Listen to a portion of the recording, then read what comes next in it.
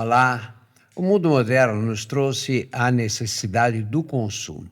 Não é que não tenha existido antes, claro, nós sempre consumimos, acho que desde a época das cavernas.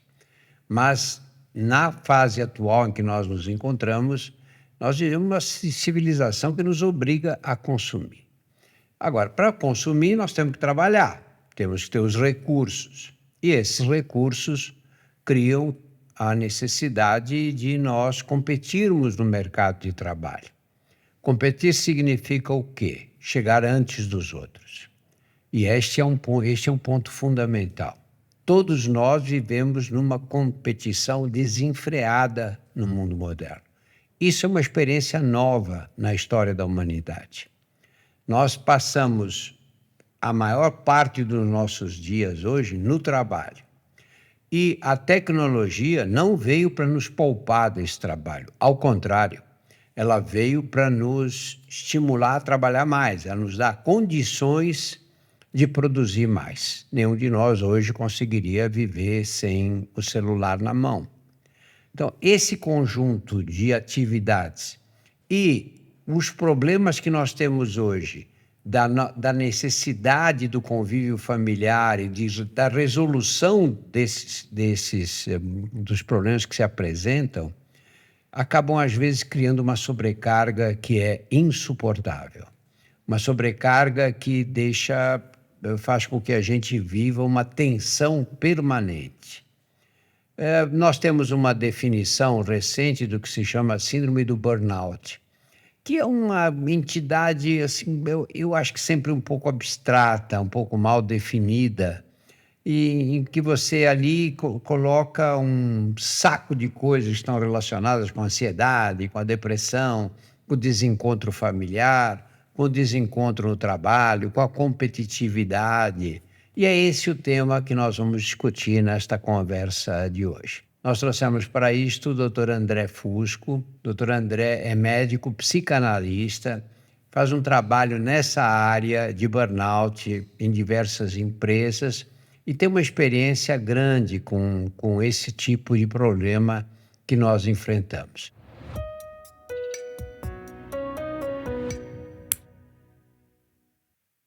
André, começa definindo o que é burnout, o que se chama de burnout. Primeiro, uma honra, um prazer enorme estar aqui com você, Drauzio, para falar de um tema tão importante e tão mal interpretado, tão inconveniente muitas vezes, porque ele justamente fala de coisas que estamos vivendo, de estilo de vida e de crenças e valores que a gente carrega hoje. E sempre que a gente mexe em crença, em valor, dá uma desestabilizada, dá uma incomodada, né? Porque é a partir das crenças que a gente se relaciona com o mundo, né? Então abala mesmo, é um tema que abala as estruturas. E é uma definição, apesar de estar no Código Internacional de Doença, é uma definição que ultrapassa a definição de doença e traz questões sociais do nosso contexto de vida. A competição entra muito nessa questão e espero a gente poder abordar um pouquinho a questão da competição, que é muito importante nesse tema. Mas então não dá para a gente querer explicar o burnout do ponto de vista fisiopatológico exclusivamente, né? Dos sintomas da ansiedade ou da depressão ou do esgotamento, mais genericamente falando. A grande questão do burnout é que é relacionado ao trabalho.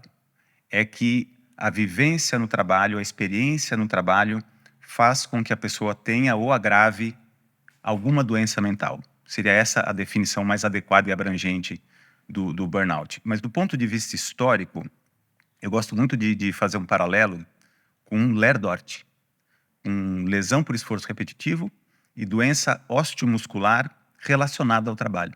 Por conta da mudança da forma que a gente trabalhava, começou os equipamentos que a gente... Veio o computador, veio a digitação, começamos a passar mais horas sentados, e isso trouxe uma mudança na rotina do trabalho. E as pessoas começaram a ter síndrome do túnel do carpo, epicondilite, bursite, e teve uma reação da sociedade no sentido de o problema é o doente. Porque eu sempre digitei e nunca tive isso. E a tendência foi responsabilizar a vítima. Por que mulher tem mais? Então o problema é o gênero. E a tendência até gera preconceitos por conta disso. Aí veio o INSS e inventou o Lerdort, É a mesma síndrome do túnel do carpo, é a mesma epicondilite, bursite, lombalgia, mas relacionada ao trabalho. E aí as empresas foram invadidas por profissionais de educação física, fisioterapeutas, para fazer ginástica laboral. O que está por trás da ginástica laboral?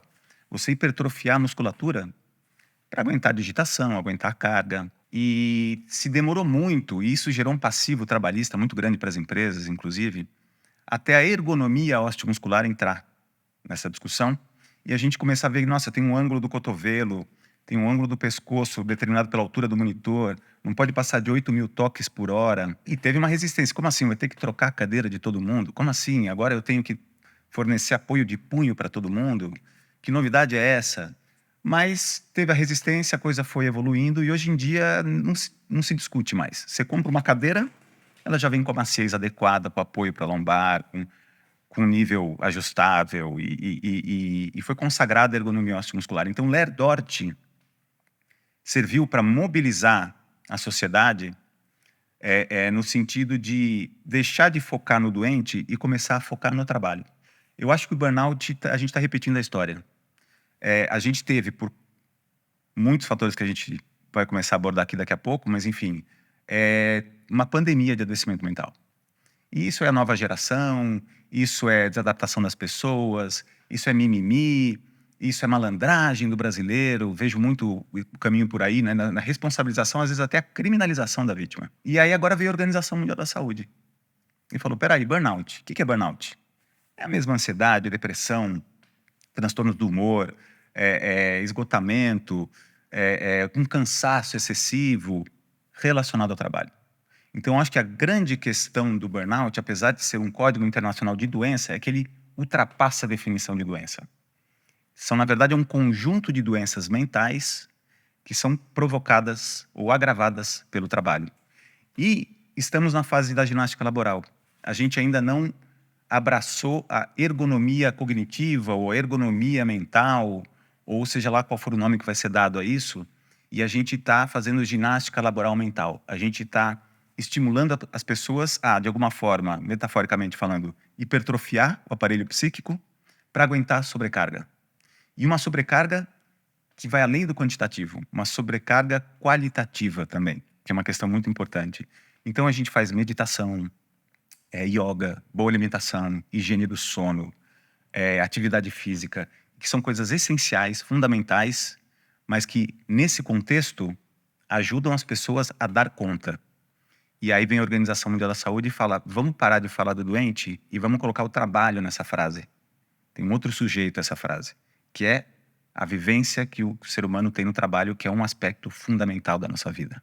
André, eu entendo o teu raciocínio com toda clareza. Quer dizer, você tem uma pressão e diz, como é que eu me viro, como é que eu consigo sobreviver nesse esquema, nesse estilo de vida que eu tenho levado. Eu saio correndo, o outro faz meditação, etc. Agora, você fala das condições do trabalho. Que tipo de condições levam a essa situação, a essa pressão? E aí, a saúde mental no trabalho é uma questão bastante complexa que envolve o entendimento da subjetividade, das emoções. Ela é mais complexa que as questões osteomusculares, como eu trouxe. Mas o que a gente pode usar como ponto de partida para essa discussão é o que seria um trabalho saudável. E aí a gente vê como a forma que a gente organiza o trabalho hoje parece que foi feito para não ser saudável. E quando a gente vai buscar a origem da forma que a gente organiza o trabalho hoje, ela é histórica. Ela começou no Fordismo, na linha de montagem, 14 horas de trabalho por dia sem final de semana. Depois veio o Taylorismo, que importou do exército o modelo de gestão hierárquico, vertical, comando-controle. Depois o toyotismo, buscando, mas sempre numa lógica de buscar a maior eficiência dos recursos, inclusive do recurso humano. Uma das ferramentas dessas lógicas de gestão de recursos humanos é justamente o estímulo pela competição, que eu achei muito interessante essa introdução que você trouxe, porque isso é provocado nas pessoas. Quando você faz um ranking e você fala, ó, o primeiro vai ganhar mais dinheiro e vai ser promovido e o último vai ser desligado, vai ser mandado embora ou não vai ter a remuneração variável, você está estimulando pela competição e pelo medo. E a competição é um instinto humano selvagem, muito poderoso. E traz resultados de curto prazo. Mas tem muitas consequências danosas que, se der, a gente conversa um pouco sobre isso, que eu acho muito interessante também. Quer dizer, por questões históricas, a gente foi organizando o trabalho de uma forma. Agora, se a gente fosse organizar o trabalho de uma forma para ele ser saudável, a grande ironia é que ele seria muito mais produtivo e mais sustentável, mas seria muito diferente da forma que a gente trabalha hoje. O trabalho, para ele trazer saúde mental, realização pessoal, para ele trazer orgulho, né, para a gente ter orgulho de quem a gente é, e ele precisa a gente chama de uma construção de uma boa identidade profissional. O que quer dizer isso? O eu profissional, quem sou eu no mundo como profissional, é bem constituído, me dá saúde. E o que faz uma identidade profissional bem constituída? São 3 aspectos fundamentais. O primeiro é eu preciso gerar valor com o meu trabalho. Não um valor financeiro, mas um valor eu preciso fazer o bem, eu preciso ser bom para alguém. Né? Então, Um critério moral aí. moral. O bombeiro socorre, o policial mantém a segurança, a ordem, o médico trata, cura, diminui sofrimento, o arquiteto, o engenheiro constrói. Toda tarefa, toda área, toda empresa precisa visar a geração de valor, precisa ser bom para a sociedade, de alguma forma. Para o indivíduo, para um grupo, para internamente, para a própria empresa funcionar melhor, enfim. Mas o meu trabalho gera valor para alguém. Meu trabalho é útil. Então, eu sou uma pessoa útil. Segundo aspecto, é um senso estético do trabalho. Eu sou um belo profissional. Uma outra pessoa pode fazer o que eu faço, mas não do meu jeito. Tem um exemplo que eu gosto muito, que é... E olha que subjetivo esse conceito, né? É do operador de uma máquina, de uma prensa. Ele aperta o botão, vê se a coisa está no lugar certo, e a prensa vai lá e esmaga a chapa de aço. Aí ele ouve um barulhinho. E ele chama a manutenção. Falou, acho que vai estourar uma correia lá. Aí a manutenção olha e fala, olha, não identificamos nada, por favor, não interrompa mais a linha de montagem, volte ao seu trabalho. Ele volta ao trabalho e arrebenta a correia. Quer dizer, é um cara que na orelha saca a correia. Esse cara é um belo operador de prensa. E os colegas de trabalho olham para ele e admiram ele por isso. Então, ele é um belo profissional. Então, eu preciso ser útil, eu preciso ser único no meu trabalho. E eu sei que eu sou útil e único pelo terceiro aspecto da identidade profissional, que é o reconhecimento. Os outros precisam falar para mim. Precisam falar, caramba, hein? Como é que você competente? Você como é que você sabe, né? Como é que você sabe? E esse reconhecimento pode vir dos colegas, pode vir do chefe, pode vir de fora do trabalho e pode vir também pelos mecanismos de reconhecimento institucionais da empresa. Se você pensar que eu preciso ser útil, que eu preciso ser único e que eu preciso ser reconhecido por isso para ser satisfeito com quem eu sou e feliz no meu trabalho e no almoço de domingo contar para minha família o caso que eu atendi, a construção que eu participei, o financiamento que eu vendi para o cliente da agência que possibilitou ele comprar um apartamento e ter uma casa própria. Quer dizer, todo o trabalho precisa ter essa beleza e essa utilidade. E eu preciso receber isso dos outros. Quando a gente entra no mundo do trabalho hoje, parece que ele foi construído para aniquilar a identidade profissional. E a gente trabalha para sobreviver. A gente trabalha porque tem conta para pagar. A gente trabalha porque, senão, eu estou à margem da sociedade. Senão, não posso dar uma boa escola para os meus filhos. Não posso dar educação para o meu filho, não tenho segurança, eu não tenho uma boa alimentação, não tenho plano de saúde, eu não tenho... E isso mostra até a relação de como uma questão social de um país pode ser ansiogênico, pode ser patologizante, porque essa pressão que você sofre no trabalho vai para um outro patamar. Porque eu não tenho medo de ficar desempregado e demorar para achar outro emprego, eu tenho medo de ficar à margem da sociedade. Então essa pressão em países onde as questões sociais não estão bem administradas, ela é muito maior. Você acha que isso explica essa inundação de casos que nós temos hoje? Porque no passado ninguém tocava nesse assunto, muito por ignorância também, claro, né? Também. Ninguém pensava nessas situações. Eu acho que teve um entendimento maior que fez a gente ter um olhar mais assertivo e fazer mais diagnóstico. Na pandemia, por exemplo, isso eu acho um fenômeno muito interessante. E isso é uma percepção minha, não é nada científico o que eu vou falar agora, mas todo mundo acha que o trabalho remoto e a pandemia agravaram a questão da saúde mental. Sem dúvida, o convívio, o isolamento. Mas teve um aspecto que eu observei na minha prática que eu achei muito interessante. Uma coisa é você viver a lógica do trabalho no trabalho e você ir para casa. Uma coisa, por exemplo, um gestor, para quem já foi líder de pessoas e gestor, se tem uma coisa que é horrível é desligar uma pessoa. Você deixar uma pessoa desempregada. Mas faz parte da sistemática que a gente utiliza hoje. E aí você vai lá e fala para o rapaz, é um ciclo que se encerra, não é novidade nem para mim nem para você, os feedbacks vêm vindo nesse sentido, muito obrigado, não dá voltas, a gente se cruza, seja feliz, dá aqui o seu crachá. Que dia difícil, que dia horrível. Foi um dia péssimo, mas é meu papel, eu sou gestor, eu tento me organizar de alguma forma para justificar aquilo. Pego o carro, vou, tomo um banho, sento no sofá, vem um filho ou filhão. Então eu descartei um recurso humano. E aí eu cheguei em casa e abracei um ser humano. Outra coisa é você estar trabalhando em casa e desligando uma pessoa no monitor. E o filho da pessoa passa atrás. Ou o seu filho faz barulho e você fala, filho, papai está trabalhando. Aí a cultura do recurso humano e a cultura do ser humano entra em choque direto. O trabalho invadiu a casa.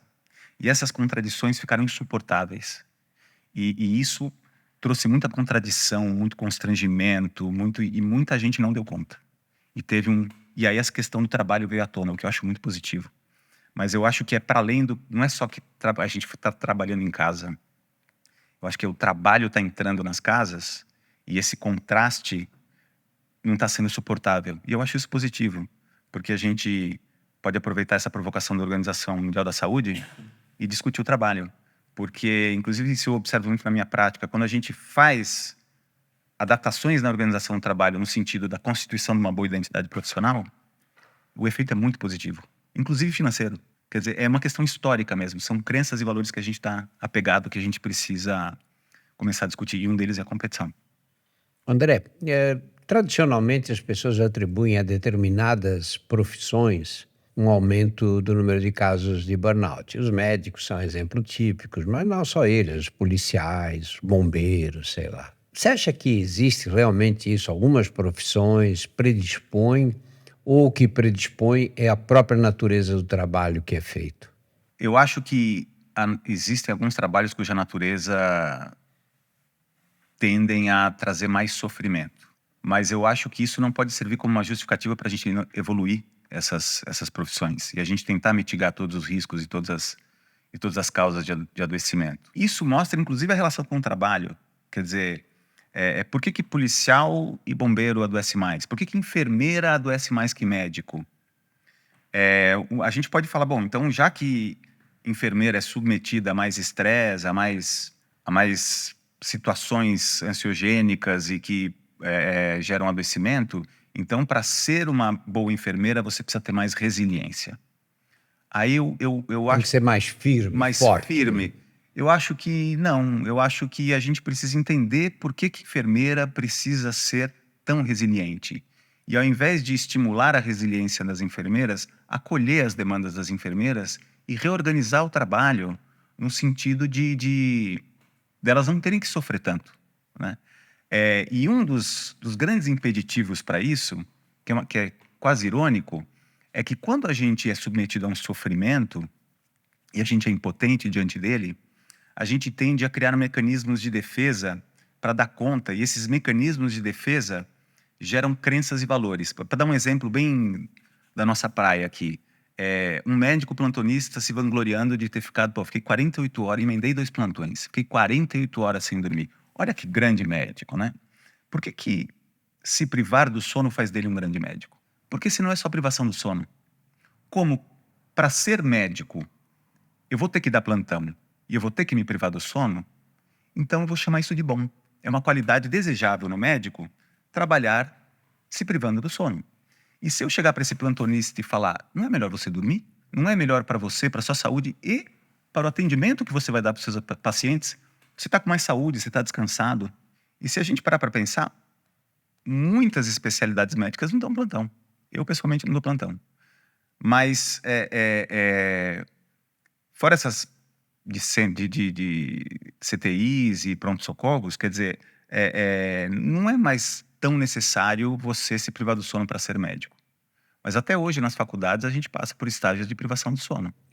Muitos, né? Muitos. E tem gente que abandona a faculdade por causa disso. Quantos médicos a gente já não perdeu por causa disso? E às vezes o cara ia para uma especialidade que não precisa dar plantão. mas é um valor, né? A privação do sono é um valor. André, hoje você pega o pessoal que trabalha nas empresas, especialmente os que trabalham nas grandes empresas. Uhum. Nas grandes empresas, eles se reúnem, discutem todos os gestores e estabelecem metas que precisam ser alcançadas. Uhum. Essas metas são necessárias para a empresa manter a competitividade, continuar produzindo, etc., né? Essas metas são transmitidas para os funcionários. Só que a meta depende do teu trabalho pessoal também. Lógico, se ficar em casa, deitado, você não vai cumprir meta nenhuma. Mas grande parte das metas não se devem às características individuais e nem à eficiência pessoal no trabalho. Elas dependem, sei lá, uma empresa que vende produtos, vai depender da economia do país, depende de outros fatores. Como é possível conciliar a necessidade de trabalhar, de ter eficiência no serviço que você presta, com as metas que não dependem, que não estão ao seu alcance? Essa é uma das raízes do problema, né? O problema não é meta.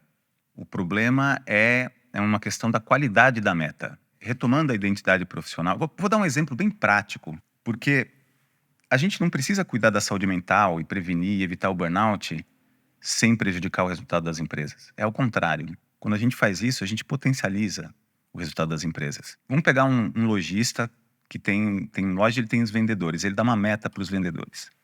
Então ele chega pro lojista e fala, olha, você tem que vender 50 gravatas esse mês. E ele tá lá, é uma loja de roupa chique, masculinas e femininas, e ele tem, entre algumas metas, ele tem que vender 50 gravatas. E entra uma senhora.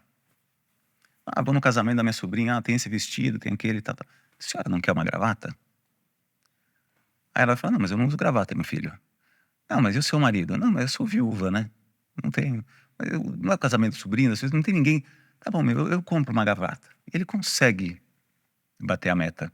Mas você percebe que é uma meta desatrelada do valor a ser gerado para o cliente. É uma meta mais atrelada a um resultado financeiro direto.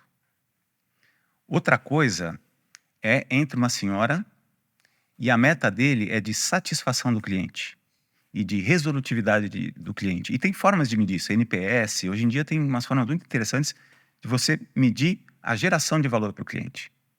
E o resultado financeiro ser uma consequência disso. Estou falando da utilidade. Eu tenho que ser útil para o trabalho ser saudável, que é um dos aspectos da identidade profissional. Então, entra uma senhora e fala, eu estou procurando um vestido assim, assim, assim, assado. Aí ele fala, nós temos esse. É isso que a senhora está procurando? Quando ela entrou, ele já olhou no olho dela e já se conectou com ela, porque quer saber qual a necessidade dela, porque ela ter uma necessidade bem atendida é a meta dele. E aí ela fala, não é isso que eu procuro uma coisa mais assim, mais assada. Aí ele fala, minha senhora, aqui mesmo, nesse andar no shopping, se a senhora for naquela loja lá, no final da primeira esquerda, acho que tem exatamente o vestido que a senhora procura. Ele não vende. Mas quando ela precisar de alguma coisa, qual vai ser a primeira loja que ela vai? Naquela onde tem alguém que escuta ela, que se relaciona com ela. Então, você percebe que uma meta pode fazer você empurrar um produto ou gerar um valor para o cliente. E são metas, né? Então, todos... Quer dizer, o que está por trás dessa lógica é uma empresa, ela não serve para dar lucro. Uma empresa não precisa ser determinada pelas questões econômicas e buscar um resultado financeiro direto. Porque se você atinge um resultado financeiro direto sem gerar valor para alguém, nessa sistemática, nesse processo, nessa cadeia produtiva, tem gente adoecendo. Tem gente que está vendendo alma ao diabo. Tem gente que está fazendo uma coisa que não acredita, mas tem que fazer porque tem conta para pagar. E a vida fica sem sentido. O que adoece não é o sofrimento.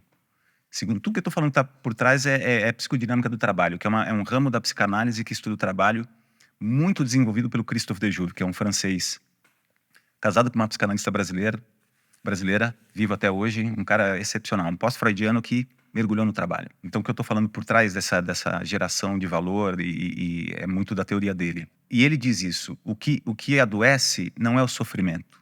O que adoece é o sofrimento sem sentido. Porque se eu sou um bancário e eu bato a minha meta de venda de título de capitalização, então eu vendo título de capitalização. O que é título de capitalização? É você dar um dinheiro para o banco e receber menos dinheiro. Só que você corre o risco de ser sorteado e ganhar uma bolada. 20 mil, 50 mil, 100 mil. É gambling, é loteria. É uma forma de jogatina. Então, qual que é o valor do título de capitalização? O prazer do jogo. É para isso que serve o título de capitalização. Mas tem muita gente que, para não ficar para trás da competição, tem muita gente que, para bater a meta e não correr o risco de ser mal avaliado e não receber uma remuneração variada ou não ser desligado, para bater a meta de título de capitalização, quando vem um velhinho no caixa e fala, sobrou um pouquinho da minha aposentadoria, eu queria investir. Vovô, investe no título de capitalização. Quer dizer, essa pessoa, para bater a meta, está ultrapassando uma fronteira ética, moral. E ela pode ser promovida por isso. Ela pode ter sucesso por isso. Só que ela deita a cabeça no travesseiro e quem é ela no mundo? E o que acontece muitas vezes é que quando se pega uma venda dessa, se pune o vendedor. E tá certo, né? É cruel você iludir uma pessoa que não domina o linguajar do sistema financeiro e falar que ela está fazendo um investimento e ela está apostando né, uma coisa que provavelmente vai perder. E são vários os casos de pessoas que compraram 20 títulos de capitalização achando que estavam investindo. Então, quando você gera lucro, bate a meta, mas não gerou valor para o cliente, quem é você no mundo? E a gente tende a punir esse vendedor e a não discutir a meta. E aí a gente vai ficar enxugando gelo. E isso tem tudo a ver com saúde mental. Quer dizer, a gente tem que ter meta, norte, mas isso precisa ser mais atrelado à geração de valor. Uma empresa não pode servir para dar lucro. Uma empresa serve para gerar valor para a sociedade. E a contrapartida é o lucro. Uma empresa tem que ter lucro, senão ela não é sustentável, não é viável. A gente tem que buscar o lucro, mas não pode ser um lucro a qualquer custo. Aí vira essa selvageria que adoece todo mundo. André, do ponto de vista do trabalhador, né? Todos nós vivemos num mundo hoje que nos solicita o tempo inteiro, né? Você levanta, toma banho e vai trabalhar. E continua com os problemas domésticos, né? Que se acumulam no decorrer do dia. Aí você sai do trabalho mais tarde do que devia, perde um tempo enorme no trânsito, nas grandes cidades. Chega em casa, você ainda tem e-mails para responder, você tem os problemas familiares que estão ali, né, acontecendo, às vezes pais mais velhos, o filho que vai mal na escola, etc. E você passa os dias todos preocupado, né, o tempo inteiro preocupado. E um pouco ansioso para tentar resolver. Como é que você consegue reconhecer em você quando você está ultrapassando uma barreira do que é razoável, da pressão que é razoável você suportar? Muito, muito interessante isso, porque são questões subjetivas, né? Eu costumo falar para as pessoas que me fazem essa pergunta, né? Que é, como eu sei se eu estou doente? Como eu sei se eu estou ultrapassando esse limite? E eu costumo dizer que para o leigo seria, né, para o não médico, que tem os sinais e sintomas, né? Irritabilidade, insônia, oscilação do humor, dificuldade de concentração, perda de memória. E a gente pode fazer a listinha, o checklist, deu 8, é isso, é aquilo. Mas eu acho que para a pessoa que não é profissional de saúde e quer saber, eu acho que tem duas coisas fundamentais. A doença mental, ela é uma exacerbação de coisas normais. É normal você, à véspera do vestibular ou do Enem, você ter uma insônia. Quem nunca, né? É normal você, num ônibus, indo para uma entrevista do emprego que você quer muito e que é um sonho seu, te dá uma angústia ali, uma falta de ar, e você até chega a ter que descer do ônibus, né? Fala, nossa, eu tô nervoso demais, eu não posso ir na entrevista desse jeito. Aí você se acalma e você vai. Quer dizer, tem uma causa definida, tem um estopim para aquilo, tem um gatilho para aquilo, tem um contexto que gera esse problema, essa emoção exacerbada, e você consegue controlar de alguma forma. Diferente de você, nossa, eu não posso pegar ônibus, porque quando eu entro no ônibus eu fico com falta de ar. Aí tem duas coisas que estão acontecendo. Primeiro mas por quê? Não, ônibus mas ônibus não tem problema. Não consigo ter reunião com essa pessoa. Sempre que eu sei que tem uma pessoa que eu vou ter uma reunião com essa pessoa, eu vou no banheiro, lavo a cara, dou uns pulinhos. Tá limitando demais a vida. E não tem uma causa. Mas o que essa pessoa fez para você? É o jeito dela. Então, se tem uma causa definida e não está te impedindo de viver, tudo bem. Agora, se você não consegue definir a causa e está limitando muito a sua vida, vá se consultar. Vá procurar um psiquiatra, um psicanalista, um psicoterapeuta. vá conversar com alguém que entende. E a grande questão aqui é que do insônia às vésperas do vestibular até não posso pegar ônibus nem metrô que eu fico com falta de ar, não tem uma linha de corte muito nítida. Às vezes a coisa vai insidiosamente se agravando e a gente vai dando conta. E a gente vai, então eu vou tomar aqui um Zolpidem, um Rivotril para dormir, porque... E eu ouço às vezes essas adaptações ao agravamento dos sintomas. Aqui na área todo mundo toma tarja preta, porque faz parte, quer dizer, vai normalizando comportamentos e compensações, e aí esse limite entre a saúde e a doença não é nítido. Então, na dúvida, vá procurar um profissional. E vá falar o que você está sentindo, o que está acontecendo, vá buscar orientação e vá tentando se adaptar. Só que eu acho também muito cruel a gente depositar toda a responsabilidade no doente, na pessoa. A gente precisa ampliar essa discussão para o trabalho, para as regras do trabalho, para a importância do trabalho na vida das pessoas. Eu vejo muito profissional de saúde falando o problema da doença mental está no equilíbrio entre vida profissional e pessoal. Eu acho isso lamentável, porque pressupõe que trabalho é ruim e pessoal é bom. É bom. E às vezes é até o contrário. Às vezes é o contrário. Ainda bem que eu estou trabalhando aqui, porque senão não ia dar conta, né? Então, eu acho que é isso que a gente precisa buscar. A gente precisa... e, aliás, trabalho é horrível, é tripalium, tortura, né? A origem da palavra trabalho, né?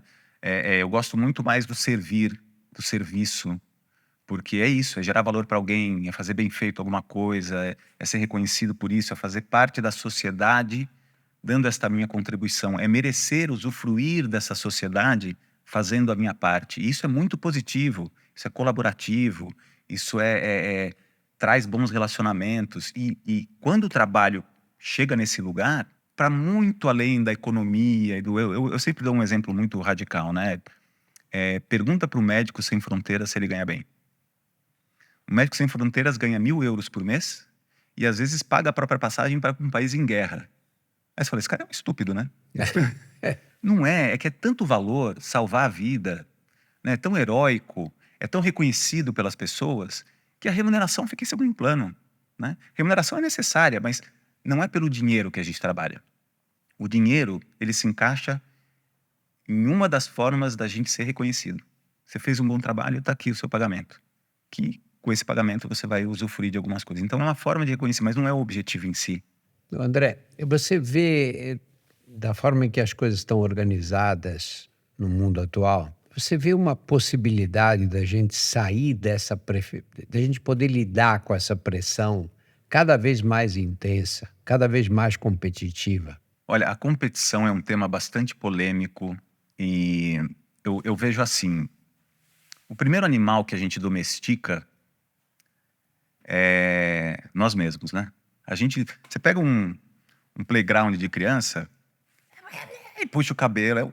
A gente nasce selvagem. A gente se submete à cultura.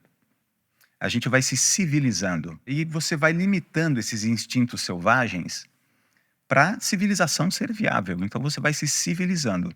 A competição é um desses instintos selvagens. A competição serve para a gente ter poder e ser o macho alfa, a fêmea alfa e os descendentes serem meus. Eu ter mais acesso ao alimento. Então, numa sociedade selvagem, num bando de macacos, numa alcateia, seja onde for, tem sentido a hierarquia e a competição. Agora, para nós seres humanos, está na hora da gente admitir que isso é selvagem e domesticar esse instinto também. A Olimpíada é uma mensagem de paz, né? Ao invés da gente competir na trincheira, vamos botar um representante de cada país e quem chegar primeiro ganha. E aí a gente gasta a nossa selvageria e torce, e fica muito feliz e muito bravo, né, dependendo do resultado. O que é um estádio de futebol? O que são 11 marmanjos colocando a bola na rede de outros 11 marmanjos? Não serve para nada aquilo. É uma convenção, é uma brincadeira. E você xinga a mãe do outro, e você chora e vive aquelas emoções. Então você gasta a sua selvageria, é catártico. Agora, você saiu do estádio e você luta, você briga, aí é cadeia, aí não é civilizado. Então no teatro a gente pode ser selvagem também. Por quê? Porque é um ambiente controlado. Porque não é vida real, é uma mentirinha. E as pessoas assistem e vivem aquelas emoções. E a gente gasta a nossa selvageria no esporte, no teatro. Agora o trabalho é vida real. Quando você compete no trabalho e você perde, as consequências são devastadoras. Você pode perder o emprego, você pode perder uma remuneração, você pode... Então, e a grande ironia é que não precisa. Não precisa. A colaboração é muito mais produtiva. Mas a gente insiste, por conta de questões históricas, a estimular pela competição. E é consagradíssimo. Você faz o ranking e se tem um empate, você precisa desempatar. Quer dizer, não tem empate. Uma pessoa tem que... Às vezes um vendedor cuida de uma área da região central de São Paulo. O outro vendedor cuida da periferia de São Paulo. E eles estão num ranking de resultado de vendas. Já não é comparável. Como é que você vai comparar os clientes do centro de São Paulo com a periferia de São Paulo? O poder aquisitivo é outro, os gostos são outros. Então, quando você estimula a competição, que é a tal da meritocracia, você tá... Não tem como você não... Você ser totalmente justo e controlar todas as variáveis, né? Aliás, quando você compara uma pessoa a outra, já está errado, porque as pessoas são incomparáveis, né? Eu costumo fazer uma brincadeira muito inconveniente mas o que eu acho que é um exemplo bem potente, que é... Imagina você tem 2 filhos. Para um filho, você julga que esse filho é melhor. Esse meu filho é melhorzinho que o outro. Então, vou pagar uma boa escola, vou dar uma boa educação, uma boa alimentação, esporte, aula de inglês, um bom plano de saúde. E para o outro filho, eu vou falar: filhão, você está vendo seu irmão? Melhor você reagir, porque eu só tenho para um. Não é cruel isso? Isso é meritocracia em casa. Em casa é insuportável, porque em casa somos seres humanos. No trabalho, isso é justo, porque somos recursos humanos. Então, e olha como isso é inconveniente, porque a gente está vivendo isso nesse momento. Então, são essas conversas difíceis sobre o trabalho que a gente precisa começar a ter. Para ir e falando, será que a gente precisa competir? Ou será que a gente tem um objetivo comum de geração de valor, onde mais importante do que ser melhor do que o outro, é ser melhor do que você no passado? Eu não quero vencer o outro, eu quero vencer quem eu era no passado. E isso é muito mais estimulante para a performance, inclusive. Você se vê hoje e fala, nossa, hoje eu estou trabalhando bem melhor. Faço mais rápido, faço mais preciso, faço com mais domínio. Isso é muito estimulante. Agora, você comparar as pessoas e chamar um de melhor e um de pior. Eu fiz um trabalho numa empresa que tinha um ranking em todos os níveis hierárquicos, era separado por nível hierárquico, e tinha os diretores eram comparados. Cerca de 20, 2 dezenas de diretores. E o último era mandado embora sempre. É um turnover forçado, é o nome disso. Você pega o último, por quê? Para tirar o pessoal da zona de conforto, para eles competirem. O último é desligado e o primeiro ganha mais remuneração, entra nos critérios de promoção, etc e tal. Eu peguei e era uma nota de 1 a 5 que avaliava dentro dos critérios. Venda, satisfação da equipe sob sua gestão, e tinham vários indicadores ali, e aí somava, fazia a média e você ganhava um valor de 1 a 5. Se fosse pelos indicadores em si, era quase todo mundo 5. Mas aí tem que forçar a curva, não pode empatar, porque senão o estímulo pela competição não funciona. Aparece, né? Então o que você faz? Você força a curva. E aí eu fiz um trabalho que mostrou que do primeiro lugar ao último lugar, a diferença estava na segunda casa decimal. Quer dizer, o primeiro lugar era 4, não vou lembrar o número exato agora, era 4,86 e o último lugar era 4,71. Quer dizer, é você chegar numa escola e falar, o aluno que tirou 10 passa de ano, o que tirou 9,9 você reprova. Que recado você está dando para esse aluno que tirou 9,9, né? Ele vai desistir de estudar, ele vai se frustrar. Então, tem muitas coisas que historicamente a gente está praticando hoje que a gente precisa ter coragem de discutir. André, nós estamos chegando ao final do nosso tempo. No plano individual, você recebe uma pessoa que te procura no consultório e descreve o dia a dia dela, os problemas que ela está enfrentando, a ansiedade que ela tem no trabalho, na vida familiar, etc. Que tipo de orientação você costuma dar? Olha, como psicanalista, eu costumo fazer análise com essas pessoas e vai muito no sentido de entender o que levou ela para aquele lugar, quais as escolhas que ela fez, por que ele se colocou nessa situação. Como eu estou tratando o indivíduo, tendo a mostrar o que é responsabilidade dele, junto com ele, para que ele tome decisões e escolhas e readministre a vida numa forma de não se colocar mais nessa situação. Genericamente é isso. Mas dentro disso, uma coisa que eu observo muito é a busca de um culpado nessa história. Então, eu vejo uma pessoa, que se eu atendo uma pessoa com burnout, normalmente a culpa é o chefe, ou a culpa é o colega de trabalho, e a gente fica buscando culpado. E eu nunca vi, graças a Deus, nesses anos aí de prática, um gestor, um executivo que quisesse trazer resultado adoecendo as pessoas. Existem psicopatas por aí, mas eu não cruzei com nenhum desses, eu acho, né? Se eu estivesse bem disfarçado. Mas o que eu observo é um gestor, por exemplo, que foi submetido a uma lógica meritocrática e foi ranqueado e venceu os outros e chegou lá e se sacrificou e deu conta, de alguma forma deu conta, sobreviveu, agora ele está aplicando essa mesma lógica nas pessoas. E aí ele desempata 2 e para esse que ele ficou mais alto, ele vai lá e dá um feedback e fala, você foi muito bem, parabéns, está aqui mais remuneração, parabéns, você é um exemplo. E para o outro, é o 10. E o 9,9 ele fala, olha, você precisa melhorar. Porque, veja bem, não, mas eu fiz exatamente o que o outro foi... e tenta justificar o injustificável. Essa pessoa que recebe um feedback negativo e fala, você precisa melhorar, e ele deu sangue, ele se esforçou, se dedicou, e ele recebe, mano, ficou abaixo, né? Isso é muito frustrante, isso derruba, isso tira o sentido do trabalho, quer dizer, esse esforço todo que eu fiz esse ano todo não serviu para nada. Então isso derruba a pessoa. Quando eu atendo uma pessoa dessas, ela não fala, a sistemática meritocrática me colocou numa posição inferior injustamente. Precisamos rever as formas de avaliação das pessoas. Ela vai falar, o meu gestor é um filho da mãe. Ela vai personificar no gestor, que foi submetido e sofre a mesma coisa quando é avaliado. Então, o que eu falo para as pessoas é, vamos aprofundar essa discussão, vamos entender que escolhas a gente faz que colocam a gente, né? Porque aí vai ter que abrir mão de uma coisa, às vezes abrir mão de uma remuneração maior para poder ter mais convívio com a família, às vezes busca um trabalho que tem mais sentido para ele e fala, eu estou fazendo isso porque... E aí, como psicanalista, a gente vê muita coisa, né? Às vezes está atendendo demandas da família e não do desejo autêntico dele. E são muitas coisas que a gente pode discutir no sentido de readministrar a própria vida. Mas se tem uma armadilha que eu acho que limita muito a progressão das pessoas nesse sentido é buscar um vilão, buscar um culpado. Porque isso evita que a gente assuma a responsabilidade da nossa vida e conduza ela de uma forma que a gente se satisfaça mais, se realize mais e encontre seu próprio caminho, né? Então, para os indivíduos é isso.